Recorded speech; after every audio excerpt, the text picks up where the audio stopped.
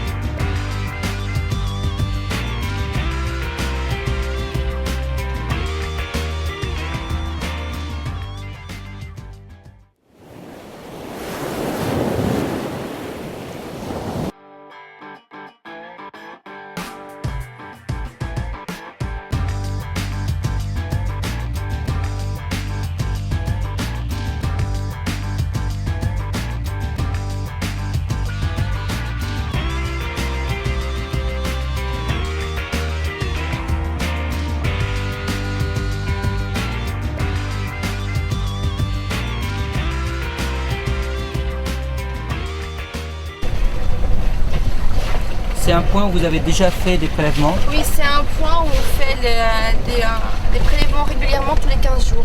Donc ici on est dans la rade de Bizerte. Oui, la baie de Bizerte, oui. On a fait un premier prélèvement à moins 20 mètres de profondeur. Et vous faites ces prélèvements depuis combien de temps? Personnellement, je fais ces prélèvements depuis 2012. Mais c'est une station qui est étudiée depuis plus d'une dizaine d'années par notre laboratoire. Laboratoire qui étudie le laboratoire de biodiversité et fonctionnement des écosystèmes aquatiques. Et dans cette station, elle est suivie depuis plus d'une dizaine d'années, donc régulièrement on effectue des échantillonnages pour pouvoir suivre l'évolution temporelle de la communauté et voir s'il y a des changements suite au changement climatique ou suite aux activités humaines. Bon, notre laboratoire travaille principalement sur le plancton animal. On effectue également des collaborations avec d'autres laboratoires qui travaillent exclusivement sur le plancton végétal. La maille du filet qu'on va utiliser pour le prélèvement, c'est une maille de 200 micromètres. Merci. Je vous en prie.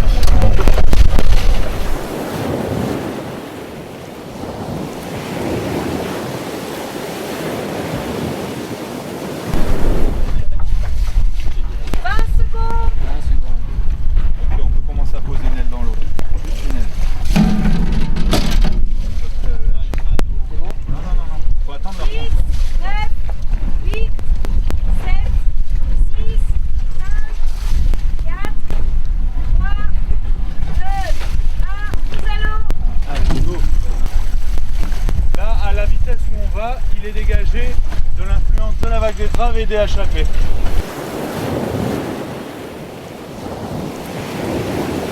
On a une ouverture de 60 cm par 20, donc on connaît la surface. Maintenant on va ajuster la vitesse du bateau. Pour connaître la longueur. On va fixer la vitesse du bateau, alors à 2 nœuds 5 si on peut, on essaie d'avoir cette vitesse là. Et comme on va chaluter pendant 1 heure, Ouais. on a la vitesse, le temps, la surface qui se déplace, on a donc le volume d'eau qu'on a filtré précisément.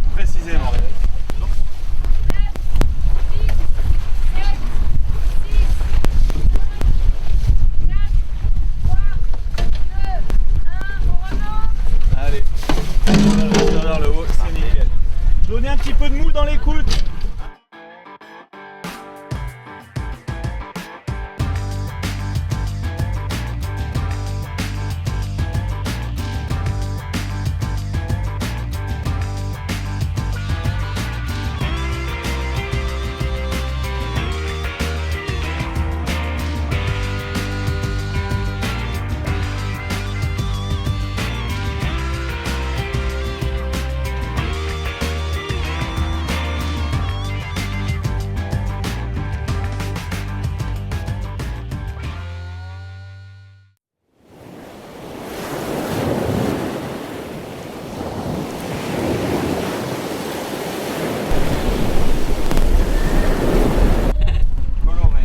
fait 1 heure à environ 2 nœuds.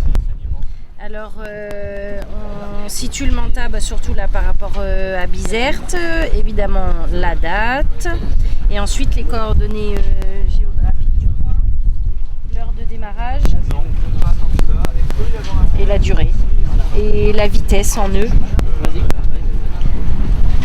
Voilà, ça nous fait 1, 2, 3, 4, 5 données. Et donc ça, on l'inscrit sur un papier calque avec un crayon HB qui en fait ne bouge pas voilà, dans le temps avec le formol. Donc c'est une super invention. Il y a beaucoup de copépodes, on peut dire. Et je pense que c'est des pontélidés et des calanidés, parce que c'est les plus gros, presque sûr. Mais bon, après, il faut confirmer avec la loupe. Pas mal de fragments de plastique, ouais. Des couleurs bleu, jaune, orangé, on les voit pas mal par là, peut-être de l'autre côté ici. Alors, prise de... Ah non, mais même par là, on les voit bien. Ouais. Alors, donc, c'était Expédition Med, donc on a eu des échanges avec l'équipe française, la responsable de cette expédition. Et donc, grâce à cette collaboration, on a découvert un petit peu l'intérêt d'échantillonner les microplastiques. Nous nous intéressons plutôt à l'étude du plancton de surface donc, sur les côtes tunisiennes.